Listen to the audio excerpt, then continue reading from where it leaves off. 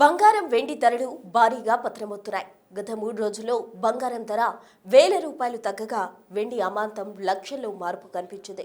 దీనికి గల కారణాలు చాలా ఉన్నాయి. రానున్న రోజుల్లో బంగారం వెండి ధరల పరిస్థితి ఏంటి? ఇలా భారీగా ఎందుకు క్షీణించింది? ఇంకెంతకాలం ఇలాంటి పరిస్థితి కొనసాగుతోంది? ఇప్పుడు బంగారం వెండి కొనాలా వద్దా?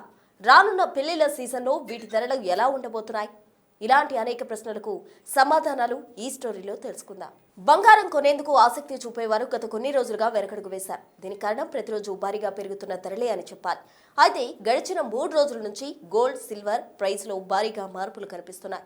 24 క్యారెట్ల 10 గ్రాముల పసిడి 1,80,000కు పైగా రికార్డు ధర పలికినప్పటికీ ప్రస్తుతం 1,60,000కు చేరుకుంది. అలాగే 22 క్యారెట్ల 10 గ్రాముల బంగారం ధర 1,70,000 నుంచి 1,47,000కు పడిపోయింది. ఇక వెండి ధరలో కూడా గణనీయమైన మార్పులు కనిపించాయి.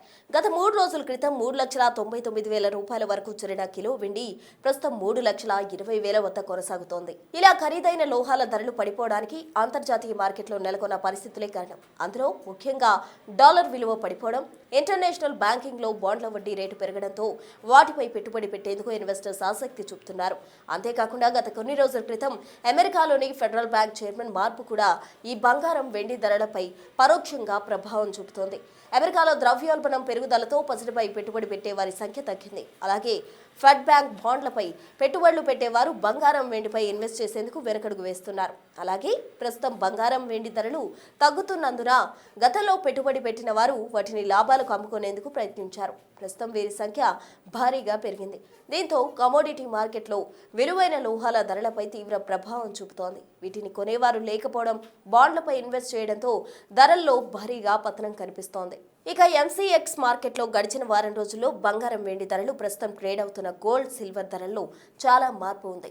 జనవరి 29న 1.80 లక్షలు ఉన్న బంగారం జనవరి 30న 1.61 లక్షలకు పడిపోయింది. అలాగే ఫిబ్రవరి 1న 1.38 లక్షలకు ట్రేడ్ అయిన బంగారం ఫిబ్రవరి 2 వచ్చేటప్పటికి మరింత క్షీణించి 1.36 లక్షల రూపాయల వద్ద కొనసాగుతుంది. అలాగే వెండి ధరలు పరిశీలించినట్లయితే జనవరి 29న 4.20 లక్షలు పలికిన కిలో వెండి జనవరి 31 నాటికి 2.91 లక్షలకు చేరుకుంది. ఇక ఫిబ్రవరి 1న 2.65 లక్షలకు చేరుకున్న కిలో వెండి ఫిబ్రవరి 2న మరింత తగ్గి 2.49 లక్షల వద్ద ట్రేడ్ అవుతోంది.